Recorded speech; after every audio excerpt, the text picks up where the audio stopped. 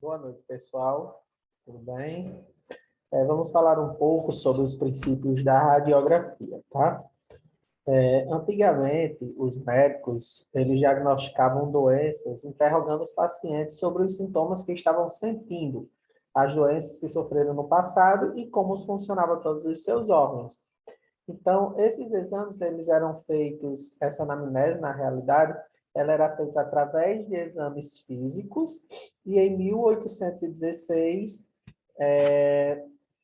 foi criado o estetoscópio, né? Então, sem os métodos auxiliares de diagnóstico atualmente à disposição de qualquer médico, os conhecimentos daquela época eram limitados, as dúvidas eram frequentes e os médicos sonhavam em enxergar diretamente o interior do corpo humano para conhecer o estado e o estado dos órgãos escondidos sob a pele. Daí, então, obteve-se a descoberta dos raios-x, criação da nova especialidade médica, radiologia, desenvolvimento nas áreas físicas, industriais e nos meios de diagnóstico, programas de informática e aperfeiçoamento dos receptores de imagem deram origem à radiologia digital. Processo de produção de uma imagem radiológica através de uma fonte geradora de radiação, objeto de irradiação e um sistema de registro. Atualmente, existem vários tipos de equipamentos radiográficos produzidos por inúmeras empresas espalhadas pelo mundo. Todos os equipamentos eles possuem os mesmos componentes básicos e funcionam segundo o princípio da produção de imagem. Daí, então, surgiu-se a radiografia, que na radiologia convencional, ela é a mais comum e a mais simples. Tem um baixo custo, rapidez e tradição do conhecimento baseados em dezenas de anos. E são grandes as vantagens do método. Então, esses aparelhos radiográficos, eles estão divididos em equipamentos fixos, equipamentos móveis e equipamentos portáteis, tá? Vamos falar um pouco sobre a história e a criação desse equipamento, como se desenvolveram, a partir de quando ele foi desenvolvido, tá? Ele foi criado por um físico chamado Wilhelm Conrad Röntgen, né? Röntgen, ele nasceu em 27 de março de 1845, na cidade alemã de Lennep, atual Remscheid. Faleceu em Munique, na Alemanha, em 10 de fevereiro de 1993, tendo sido enterrado na cidade alemã de Gießen. Em 8 de novembro de 1895, Röntgen descobriu os raios-x. Como que ele descobriu? Através das ampolas de Hittorf, né? Wilhelm Hittorf é um físico alemão, e Crookes, que é o William Crookes, físico químico inglês. Então, em 22 de dezembro de 1895, Röntgen fez a primeira radiografia da história da mão esquerda de Ana Berta, a sua esposa. Então, como é composto esse aparelho de raio-x, tá? Ele é composto através de uma ampola, que é essa ampola de Crookes, tá? Que é um tubo onde ele é dividido em partes como cátodo e ânodo, tá? O cátodo é onde são soltas, onde são liberadas correntes de elétrons negativos, que ao se chocarem com esse ânodo, que é onde são emitidas as correntes positivas, elas transformam-se em raios, né, que são os chamados raios-x.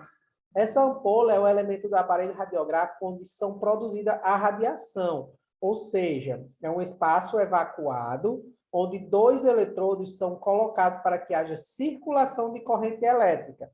E através dessa evolução, em um vácuo de vidro temperado, existe um obstáculo metálico de alto peso atômico, né? E o tungstênio, né? O tubo de raio-x é formado por uma ampola de tubo de vidro revestido de chumbo, e entre o chumbo e a ampola há óleo no seu interior. Então, dentro dele há um filamento de tungstênio, que é um alvo e é tudo a vácuo. né? A ampola de raio-x, ela é composta por dois lados, um lado positivo e um lado negativo, né? O lado negativo é onde se localiza o cátodo e o positivo é onde localiza-se o ânodo. Existe um vácuo para não correr perda de energia e essa ampola ela é feita de um vidro de alta resistência, tá? E o alvo ele é feito de tungstênio. E o número atômico e ponto de fusão altos, o ponto de fusão acima de 3.000 graus centígrados. Então, parte da energia produzida é na forma de calor, né? Como eu já falei, o cátodo ele é a parte negativa, o ânodo é a parte positiva. Dentro dessa ampola há um vácuo para não correr perda de energia, né? E nós temos um alvo, onde nós vamos ter um alvo, né, através de corrente elétrica, que são classificadas como miliamperes, né, e quilovoltagem, que é a diferença de potencial, que é a diferença potencial entre o polo negativo e o polo positivo, onde as características de kV, que são as quilovoltagens, e mA, que são os miliamperes, são elas que darão o brilho e o contraste da imagem obtida, né? O cátodo, ele geralmente é um filamento de tungstênio, que é aquecido até atingir alta temperatura, que a partir daí serão produzidos os elétrons, né? Que irão dar um efeito termoiônico.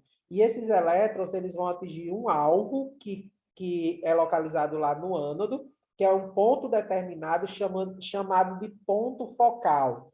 Esse ânodo, ele é um disco de metal, e na área alvo de impacto dos elétrons é revestido por tungstênio ou molibdênio, onde os elétrons incidem produzindo os raios-x, que são compostos por apenas 1%, e os outros 99% são compostos de calor, né? Então, o ânodo, ele pode ser de dois tipos. Ele pode ser um ânodo fixo e pode ser o ânodo rotatório, tá?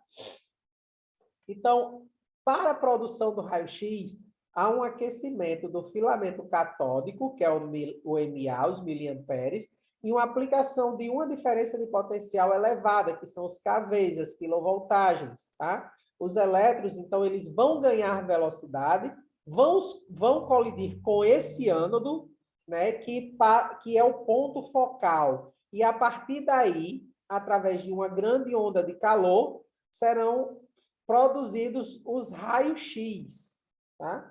Então, o feixe de radiação que emerge do tubo, ele não é monoenergético, então ele precisa de uma fonte de energia. Então, essa energia dos fótons de radiação, ela varia com a tensão da quilovoltagem.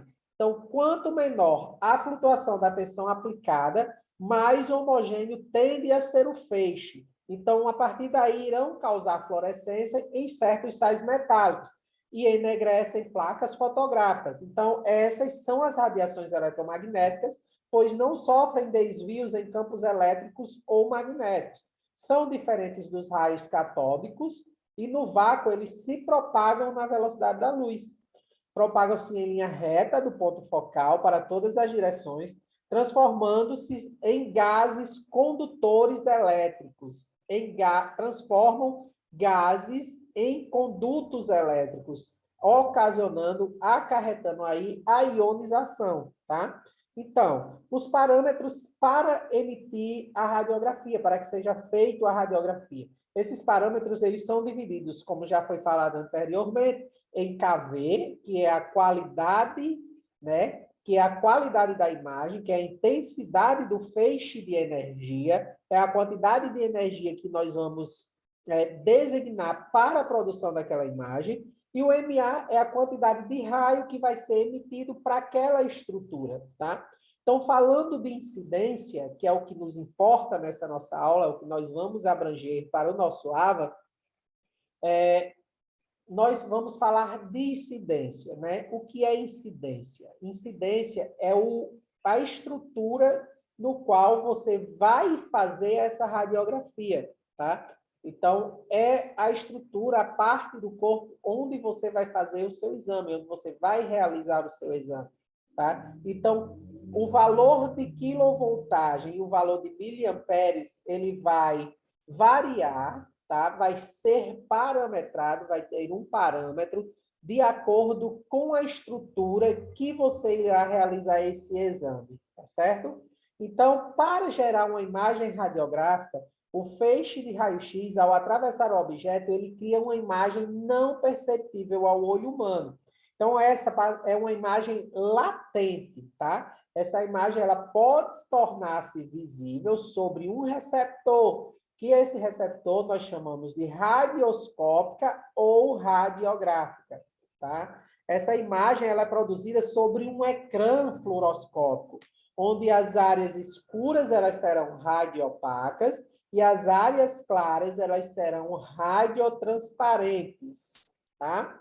Então, essa imagem ela pode ser produzida sobre uma emulsão fotográfica, que essas emulsões fotográficas também são designadas ou faladas ou distribuídas ou relacionadas como áreas escuras para radiotransparentes e áreas claras para radiopacas, imagens radiopacas.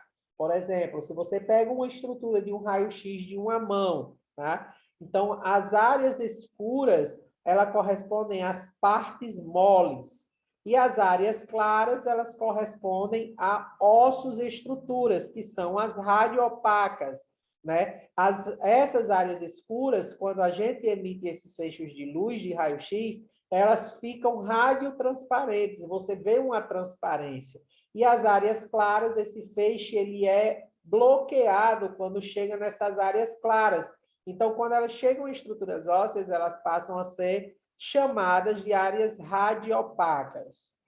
Então, essas imagens, elas são realizadas, elas são transparecidas ou, como é que eu posso dizer, reveladas, né, através de filmes de revelação, muito parecido com aqueles filmes fotográficos, o mesmo material, na realidade, daqueles filmes fotográficos que nós precisávamos de revelar antigamente, tá? Então, hoje em dia, nós temos ainda em algumas unidades de saúde, né, a radiografia, que elas usam esse método, tá? De revelação em semiautomáticas, chamadas semiautomáticas, onde nós vamos ter lá o revelador, né, onde o filme vai passar por 3 fases, tá? No revelador, depois vai passar na água para enxaguar e depois vai passar em um químico fixador, certo? Então, a partir daí, nós teremos a resolução ou a formação daquela imagem nesse filme. Tá? Esse filme radiográfico, nós vamos falar um pouco sobre eles agora. Tá? Então, esse filme radiográfico ele é um receptor de imagem, o local onde será formada a imagem radiográfica. E essas imagens elas são formadas por cristais sensíveis à radiação X, né, que são os famosos raios-x, e à luz. Tá? Esses filmes radiográficos eles têm uma composição onde a base dele é de poliéster azulada, transparente e flexível, tem função de dar suporte à emulsão radiográfica. Essa emulsão radiográfica é formada por uma gelatina fotográfica e cristais de haleto de prata, composto por 10% de bário e 10% dessa emulsão de gelatina, essa emulsão de haleto de prata, tá? É uma camada protetora, existe também uma camada protetora, essa camada protetora é uma camada fina de gelatina transparente que tem a função de proteger a emulsão fotográfica. Esse filme ele pode ser classificado em não cromatizado e filmes cromatizados. Esses filmes não cromatizados, eles têm sensibilidade na faixa do ultravioleta ao azul. E os cromatizados, eles subdividem-se em ortocromático e pancromático. Esses filmes ortocromáticos, eles têm sensibilidade na faixa do verde e amarelo, e o pancromático, sensibilidade ao infravermelho. Tá? E existem alguns cuidados que devem ser tomados com esses filmes. Tá? Essas caixas onde esses filmes vêm, elas devem ser armazenadas sempre na posição vertical, com a sua parte de abertura para cima, em local seco, longe de fontes emissoras de radiação ionizante, onde a umidade deve estar relativa, onde a umidade do ar deve estar relativa entre 30 e 50 graus, e em uma temperatura média entre 10 e 21 graus. Existem também os ecrãs, que são também chamadas de telas intensificadoras de imagem. Né? Elas são desenvolvidas a partir da capacidade da radiação X de fazer florescer certos sais metálicos. Então, a partir daí, existe aquela diferença entre fluorescência ou fosforescência.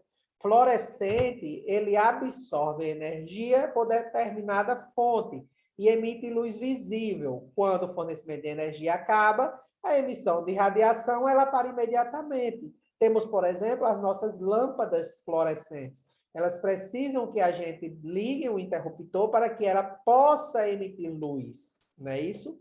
Ao contrário das fosforescentes. As fosforescentes são substâncias que emitem radiação visível. Por quê? Porque ela absorve energia.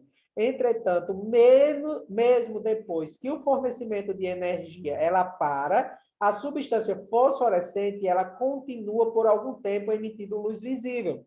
Por exemplo, aquelas pulseirinhas que a gente usa quando vai para aquelas baladas, né? Para aquelas festinhas particulares, aquelas pulseirinhas fosforescentes que elas ficam acesas, mas a partir de algum tempo, aquela fosforescência, elas acabam, né?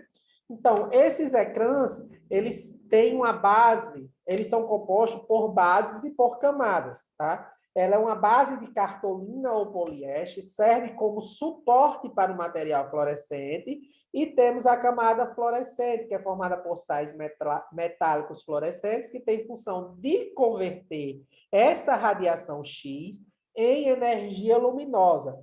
Essa camada refletora, ela é opcional, né, colocada entre a base, né, e a camada fluorescente, tendo a função de aumentar o rendimento luminoso do ecrã por meio da reflexão da luz emitida pelos cristais. Essa camada absorvente, ela é opcional, colocada entre a base e a camada fluorescente, que tem a função de absorver a luz difusa emitida pelos cristais, que a partir daí vai aumentar a nitidez, né?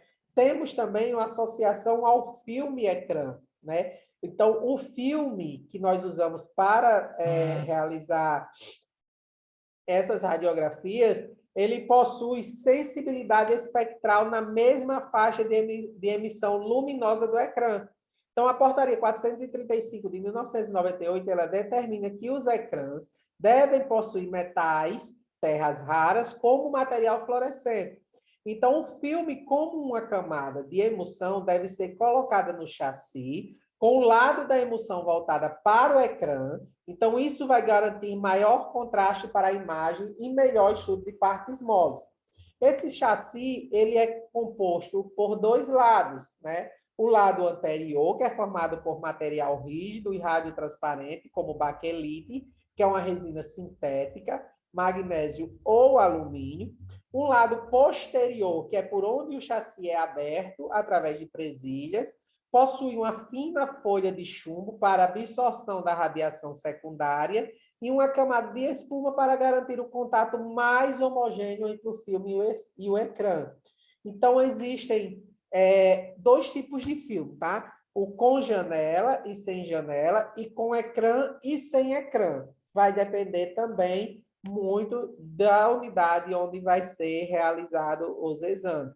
E esses chassis, eles são denominados por tamanho, tá? Esse tamanho desses chassis, eles vão de acordo, o uso deles vai de acordo com a estrutura no qual você irá realizar o exame. Então, eles têm tamanhos de 13 por 18, 18 por 24, 24 por 30, 30 por 40, 35 por 35, 35 por 43, 30 por 90, 35 por 91. Então, quanto menor o tamanho do chassi, menor a estrutura ao qual você vai realizar esse exame. Quanto maior o chassi, maior é a estrutura no qual você vai realizar o exame. Lembrando que é muito importante que no chassi, no exame, com uma placazinha de chumbo, né, nós fazemos a parte onde iremos colocar a identificação do exame, tá? Que essa identificação ela deve ser impressa e legível ou manuscrita, não deve sobrepor estruturas importantes, sempre do lado direito do paciente, usa-se marcadores alfanuméricos de chumbo ou câmara de identificação, deve conter o logotipo ou nome da instituição, data, nome ou iniciais do paciente, o tipo de exame e o número do registro do exame no serviço de radiologia. Então, essas são uma das formas mais importantes de realizar a radiografia, tá? Então, o que é que eu venho através desse resumo sobre radiografia? O AVA da nossa unidade, né? Ela vai compor, vocês vão precisar fazer o quê? Tá? Como vai estar lá o comando, tá? Lá no AVA, vocês vão criar ou fazer, tá? Um estudo de caso, tá? No qual vocês vão fazer uma anamnese do paciente, não uma anamnese bem sucinta, tá? Mas vocês vão criar um caso clínico, um estudo de caso, abrangendo qualquer estrutura, tá? Do corpo, né? Relacionando a uma imagem, seja ela de raio-x, seja ela de tomografia, seja de ressonância, seja de ultrassonografia, tá? Então, vocês vão criar um caso clínico. Dentro desse caso clínico, vocês também vão fazer a resolução desse caso. Se for possível, colocar até alguma imagem de alguma estrutura, da estrutura no qual vocês estão fazendo esse caso clínico, tá bom? Então, é só isso, tá? Boa sorte para todos vocês. E aguardo vocês na próxima aula.